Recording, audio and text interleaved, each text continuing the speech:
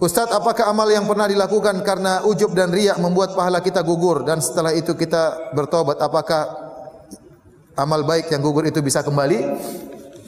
Jadi dulu dia menyumbang masjid 1 miliar, dia riya. Terus ikut pengajian, waduh dulu saya riya, gimana 1 miliar saya? Saya bertobat kepada Allah, apakah sekarang amal saya diterima? Ini ada khilaf di kalangan para ulama. Ibnu Al-Qayyim rahimahullah taala mengatakan tidak ada yang kembali karena asalnya amalnya tidak diterima. Apa yang mau kembali? Paham?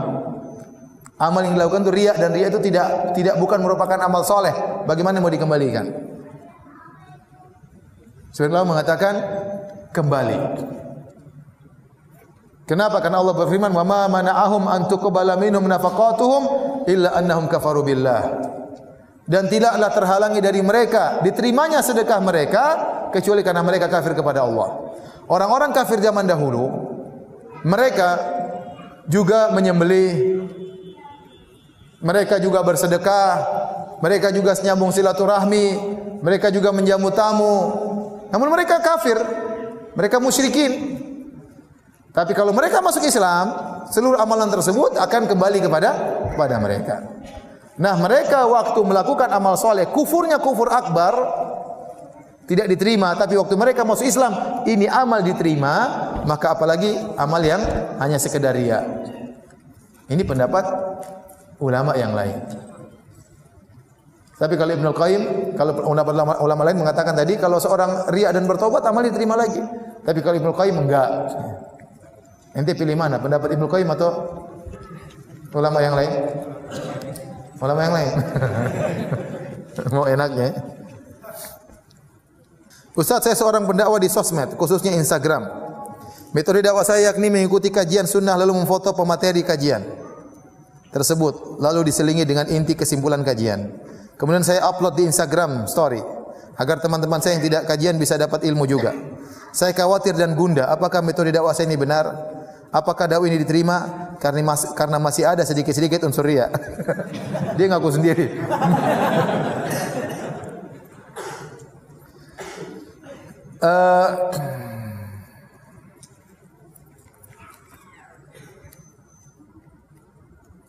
Seorang berusaha untuk ikhlas ya. Kalau dia merasa dirinya riya, itu berarti sinyal hatinya masih baik, masih ditegur, kamu tuh riya, maka lawan ya. Mudah-mudahan tidak mengapa. Mudah-mudahan tidak mengapa. Cuma saya hanya khawatir saja, ya kalau belum tentu ustadz yang difoto rela untuk difoto ya. Kalau Anda tahu ustadz itu tidak suka difoto, maka jangan foto dia. Ya. Itu hak dia, hak privasi dia. Maka jangan foto dia. Tapi kalau Anda tahu ustadz itu tidak mengapa, karena masalah foto ada khilaf, ustadz itu membolehkan foto ya, maka mudah-mudahan tidak mengapa. Wallahu alam bisawab, yang lebih baik adalah minta izin.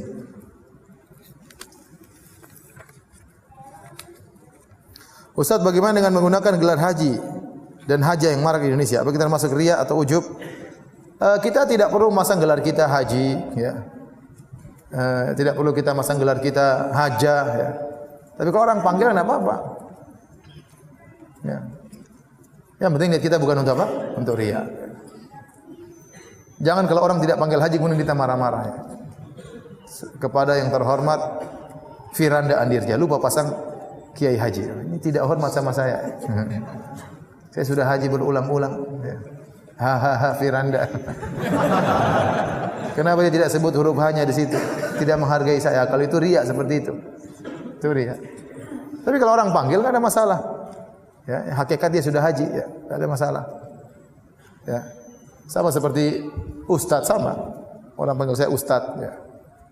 Dia panggil ustaz juga enggak apa-apa. Ya. Padahal zaman dulu enggak ada Ustaz Abu Bakar, Ustaz Muhammad sallallahu alaihi wasallam, enggak ada. Ustaz Umar ya. Enggak ada. Tapi itu tradisi masyarakat untuk penghormatan. Orang panggil ustaz juga enggak ada masalah. Ya. Yang penting niatnya bukan untuk riya. Apakah berfoto bersama ustaz dan mempostingnya di Instagram termasuk ujub? Termasuk riya. Tujuannya agar menunjukkan guru untuk diambil ilmunya kepada teman-teman yang belum mengaji. Ini tergantung niatnya. Tergantung apa? Niatnya. Ada orang di biografinya dia tulis, saya ini murid Syekh Fulan, Syekh Fulan, Syekh Fulan, Syekh Fulan, Syekh Fulan, Syekh Fulan, Syekh Fulan, Syekh Fulan, Syekh Fulan. Ternyata numpang tenar.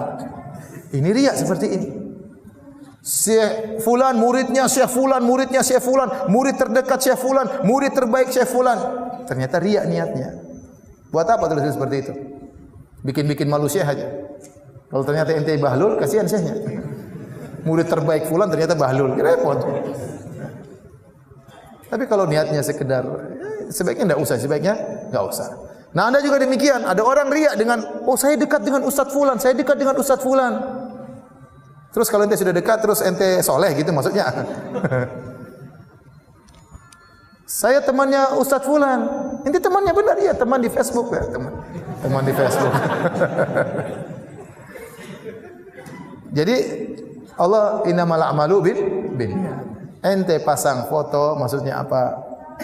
Kalau maksudnya untuk menunjukkan saya ini dekat dengan Ustadz, itu hati-hati. Jadi kalau ente gembira, alhamdulillah saya ketemu dengan Ustadz, hanya sekedar kegembiraan, motivasi yang lain, mudah-mudahan tidak apa-apa ya. Mudah-mudahan tidak apa-apa. Kita ini, saya sering sampaikan, kita ini punya hati yang insya Allah masih bisa, sinyalnya masih nyala. Kalau kita riya, pasti hati kita kasih tahu, ente sedang riya. Ente kalau mau upload, pikir dulu, ini saya upload ngapain sih ya? Maksudnya apa saya upload ini? Pikir dulu, jangan asal upload saja ya. Saya sudah foto sama Ustadz nih, saya upload, ngapain saya upload ya? Apa tujuan saya? Supaya dapat akhwat atau gimana? Renungkan. Kalau ente niatnya ikhlas untuk motivasi orang, upload. Kalau ternyata niatnya di balik itu ada udang di balik batu supaya diakui, dikatakan dengan dekat dengan ustaz, supaya inilah, lebih baik tidak usah. Lebih baik tidak usah. Apakah orang yang infak untuk masjid dengan menyebut namanya termasuk kategori riya? Soalnya lingkungan masjid saya sering disebut fulan berinfak sekian. Tidak harus itu riya, tapi itu sarana sangat mudah menjatuhkan orang dalam apa? Riya. Bisa jadi orang menyebutkan si fulan berinfak sekian juta supaya motivasi yang lain, ya. Tapi tidak usah sebut semuanya. Si fulan, ya, Abdullah berinfak 20 juta. Oh. Abdurrahman 100.000, kasihan Abdurrahmannya. Padahal dia ikhlas banget tadi 100.000 itu. Itu sudah kerjaan sehari 100.000 tadi. Dia malu 20 juta terus sebut 100.000. Kalaupun harus sebut, tidak semuanya harus disebut. Karena itu sebab besar untuk riya dengan nyebut-nyebut jumlah nominal. Saya kasih tahu sama DKM, tidak usahlah semuanya disebutkan. Kalau Anda ingin motivasi, sebut 1-2 orang aja yang memang jumlahnya besar agar yang termotivasi. Kalau orang tersebut takut riya, enggak usah sebut namanya. Ada hamba fulan di antara jemaah kita nyumbang 20 juta. Allahu Akbar, enggak apa-apa. Karena bagaimanapun manusia lemah. Hamba fulan, kapan sebut nama saya? Kapan sebut? Hati ini lemah ya akhi, lemah. Apalagi pengajian ikhwan dan akhwat. Sebut namanya, akhwat siapa itu?